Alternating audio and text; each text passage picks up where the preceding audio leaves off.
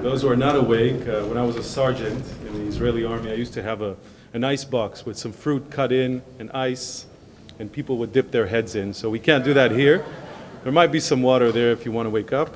My 15 minutes of fame are going to be about Africa, Iran's involvement in Africa, and I think the initial point is why Africa. Africa offers an ease of working under the radar. Corrupt governments in some cases, ease of doing business in terms of money, no money trails, ports open, porous borders, lack of enforcement, etc. Another issue is abundance of resources. Africa has a lot to offer in various issues, if it's natural resources like uranium, rare metals, oil, and this is an aspect that draws a lot of countries like China, like Iran is an example, and of course countries in the Western world. And the third aspect in Africa is the friendly faces. You have governments like Mugabe's government in Zimbabwe, from the non-aligned movement countries that support anything that is against Israel or United States or the Western world. They're there. And these are friendly faces for the Iranian regime. Another one is South Africa as an example. And some of the issues that some of these countries also take part in international conventions, in specific votes for sanctions against Iran or vice versa against Israel. And when I'll talk about these points further down the line, the International Atomic Agency, Tanzania, South Africa, Nigeria were members of this, the atomic energy, and obviously having influence in those countries helps create policy that Iran wants to push, which obviously relates to its nuclear program. I'm going to use what the pastor from yesterday said about walk with me, if you've seen that. So walk with me a little bit to the heads of the Iranian regime. And I'm not an Iranian expert, but coming from the African side of things, I do understand their way of thought, and I think Michael and Benny gave you a very good brief of how they think. So the first thing to say about the Iranian regime, from my perspective at least, is that they're not very organized in terms of the policy. I think Michael touched this, the aspect of botching a lot of their operations. Iranian Foreign Ministry, Iranian Quds Brigades from Pasdaran, and the Iranian Security Service, or as we call them, Moish, right? They are not usually coordinated between themselves, and they've had incidents where they surprised each other. That's one aspect, I think, that that is a part of Iran's strategy, but we shouldn't think that that makes Iran less dangerous. They're very dangerous and very active, and I'm just about to get to why and how they operate in Africa. So the first point would be affecting the votes in international bodies, as I spoke about, the International Atomic Energy, the UN Security Council, and I'd like to take two examples of Gabon and Togo. I had the privilege to live in Gabon in 2011, and this was running a security project for the presidency of Gabon, and suddenly Gabon became a member of the Security Council, a temporary member. And this was right at the time that the Palestinian authorities were going into the UN Security Council for a unilateral vote. Suddenly everyone in Israel is asking themselves, what is this country? And I specifically remember a Yediot Achronot article about Gabon that I got calls from the presidency saying, how dare you? Saying this little country, this small country will influence this vote in the UN Security Council. And the Gabonese didn't like this, this comparison. On the other hand, Iran was there way before, prepping the ground, getting things ready, offering deals, offering cooperation with the Gabonese government. The same thing was done in Togo, a little small country in West Africa. And that just goes to show the strategic planning and how Iran understands that going into a soft political gain with some of these countries in Africa can help them achieve goals in international bodies and votes. The panic in Israeli diplomacy, and I remember seeing in restaurants in the city, and there's not a lot of restaurants, foreign ministry officials from Israel coming in to give letters to the Gabonese government, which, by the way, abstained in the end, but it wasn't me.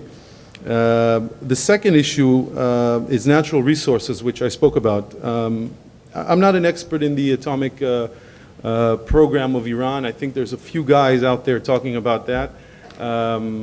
But uranium is a deposit that exists in vast quantities in Africa, places like Niger, Uganda has found deposits, Zimbabwe, South Africa, Guinea, Central African Republic.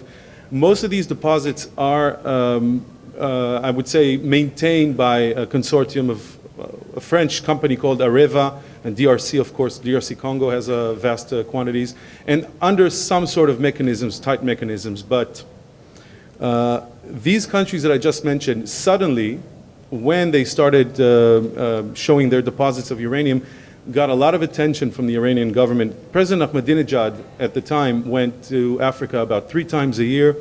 His ministers, Mutaki, the time foreign minister, traveled frequently to Africa, to those specific countries. And I believe that that goes to show that Iran is looking forward to its nuclear program. When their uranium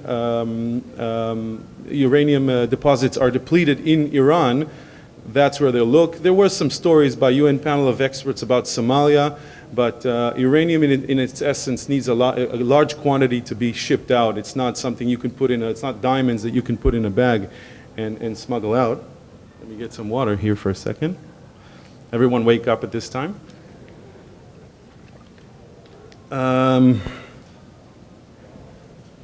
Page 2. Alternative funding mechanisms. That's another aspect that Iran is highly focused in Africa, and this is an aspect that I've had experience on the ground. Arms trafficking. An interesting point, and that goes again with what Michael was talking about. This very immature, sorry, not immature, but unprofessional, amateurish way of doing business.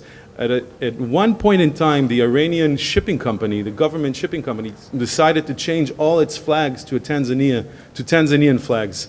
It wasn't very subtle, and this is, of course, to overcome sanctions and movements of shipping that are monitored by international community, by the International Maritime Bureau, U.S., Israeli intelligence, and etc.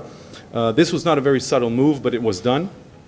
Another aspect is, going into arms trafficking, there was a group called the Small Arms Survey, a group of former UN panel of experts who investigated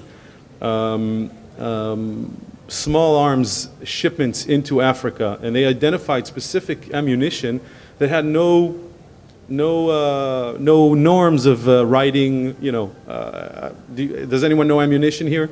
It has specific markings that can tell you if this is coming from Fabrique Nationale in Belgium, or if this is an Israeli, or if this is a Russian.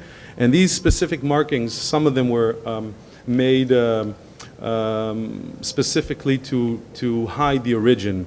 I had the experience of finding some of these casings in scenes of elephant poaching, which is what some of the things we focus in 3 different arenas. One in Boubanjida National Park, where Sudanese Janjaweed militants killed about 600 elephants. Another one is in Central African Republic in Zanga-Sanga National Park. I arrived, I think, a week after 27 elephants were massacred by these similar Janjaweed gangs, and the only thing I found was these casings. And another scene is in Zakuma National Park in Chad. So it doesn't mean that Ayatollah Khamenei is sending people to get him ivory, but it shows that Iran is a very negative force in the continent, and shipping arms and proliferating arms and munitions in Africa, specifically to Sudan, has an impact on the environment, has an impact on conflicts in the continent. The next thing I want to speak about is drug trafficking. Iran has a huge heroin problem inside Iran. Most of their opiates come out of Afghanistan, of course. Taliban was a major profiteer from these businesses, And I recently read a New Yorker article about Soleimani, the head of the Quds Brigade, and it was saying that he was at the time at the Afghan border. He was fighting heroin traffickers, and I found that to be a little bit strange. Having thought about it more, I thought, I mean, it's plausible to assume that he would just divert that heroin from Iran so that his buddies won't get high on heroin and hashish in the markets, and put it in East Africa, Europe, just like Hezbollah does with its drugs coming into Israel. One of the major problems we have. So arms and drug trafficking are two examples for alternative funding mechanisms that Iran has in Africa. The next point is the Islamization and support for armed groups. I call it identity imperialism, which is the spread of political Islam. I think Michael and Benny touched this unholy connection between the Sunni and the Shia in the essence of Iran. Iran has actually supported groups that goes against all their instincts. If it's Al-Qaeda, if it's the Salafist groups, if it's the Muslim Brotherhood. Michael mentioned Somalia. Somalia, I think you've seen the movie Black Hawk Down. This happened in '94, where the fall of Ziad Barre regime created a difficult situation in Mogadishu, and prior to the arrival of the U.S. forces to help the United Nations distribute food, the Pasdaran, the Iranian Republican Guard, was there with bin Laden from his home in Sudan, coming down to speak with Farah Aidid, with this Hawiya general, this Somali general, who, by the way, was not a religious extremist, just a guy who likes money. So they have these unholy alliances all over the continent where it serves their interests, and they're very pragmatic in their interests. Another example is, of course, Hezbollah in West Africa. There's a predominant Shia community living in Sierra Leone, Liberia, Ivory Coast, Burkina Faso. I had the privilege of living in Burkina Faso and seeing, like Benny has neighbors, I saw the flags of Hezbollah in the midst of the 2006 war in Lebanon. I had to go back. Coming back to Burkina afterwards, I was very scared for my safety because people knew that there are Israelis living there.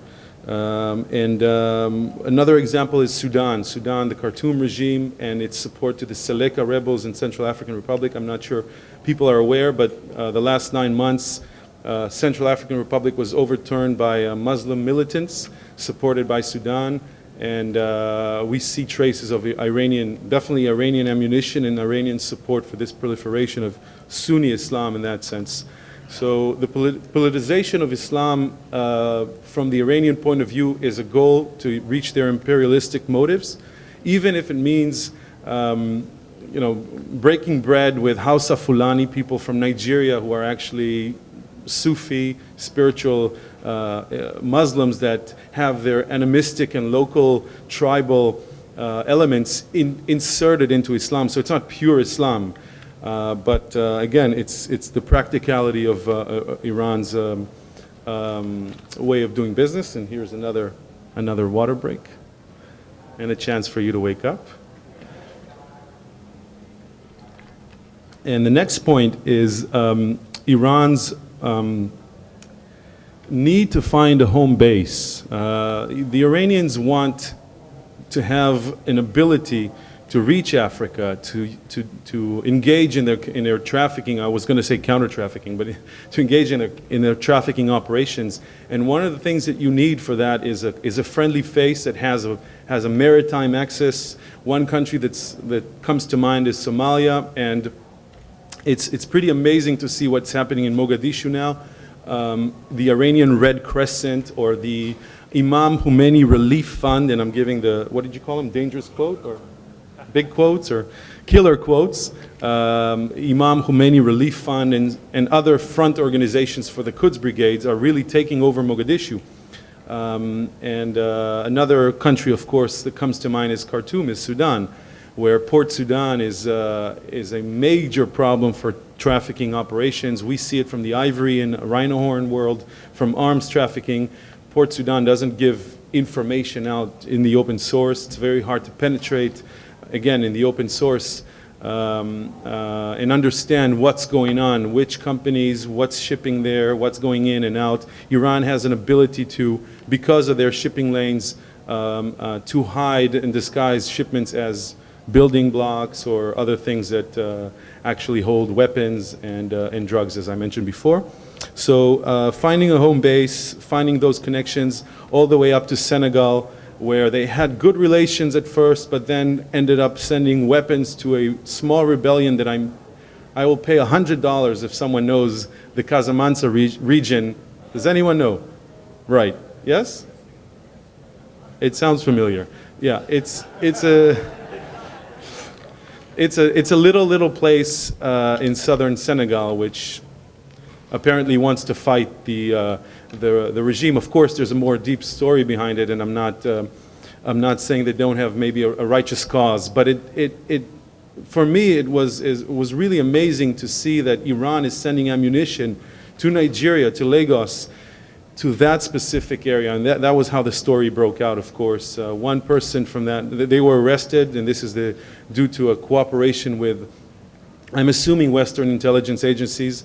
One person, apparently a diplomat, was immediately flown back in the private plane of the then Foreign Minister Mutaki, and I heard from sources, as we say, that this guy was head of Pasdaran in Africa. So head of operations in Africa goes all the way to Lagos to supervise the shipping of large quantity of ammunition to the Casamance rebellion that no one in this room knows. And that's interesting, and it shows how desperate or how overstretched they are, maybe overambitious. Another aspect, yeah, I think that just to touch about what Michael said about the fact that they're botching a lot of operations, but there's a big but here, as we say. We shouldn't think that Iran is not a power that's going to rise, especially in Africa. We're seeing more and more operations. The Kenyans arrested recently a few Pasdaran individuals with explosives. Al-Shabaab, of course, is still has an active role in terrorism in East Africa. I think Iran is there, and it's there to stay. Its overt wing of diplomacy is very active with some of Africa's more, I'll call it, nice, with the killer quotes again, leaderships like Robert Mugabe and others. So I think that they're dangerous and they're here to stay, and Africa is definitely a place where they feel at home. I'm going to finish off with what's being done, at least from where I'm looking in Africa, and maybe some thoughts and some optimism. Right, we need to finish with optimism. So a few things have been done. Of course, covert action is there. As we say in Israel, from foreign publications, one can assume that Sudanese convoys were attacked going up to the northern border with Egypt, carrying ammunition that was, we assume, going for the Gaza Strip.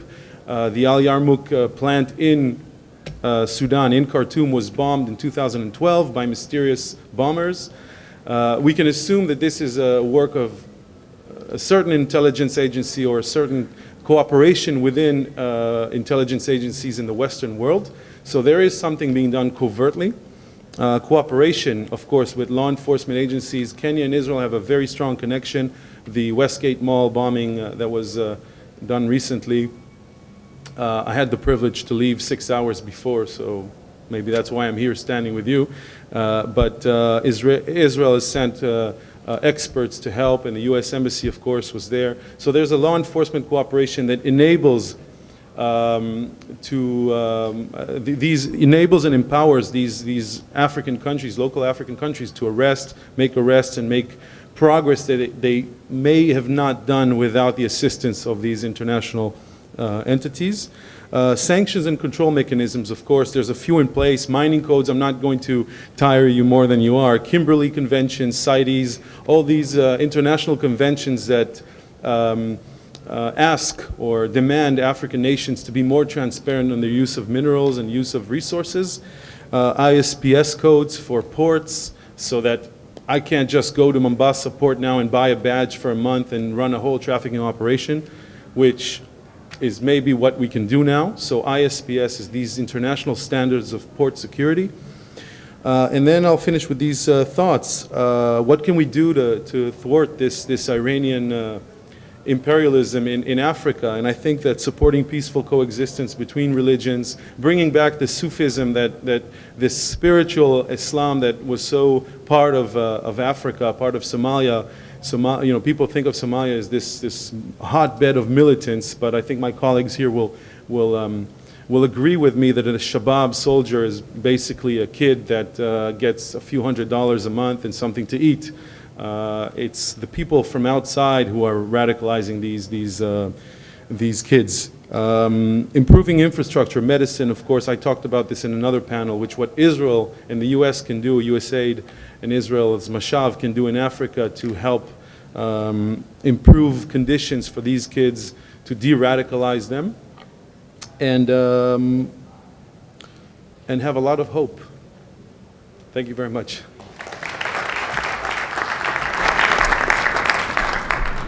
If anybody has any questions, please, now's the time.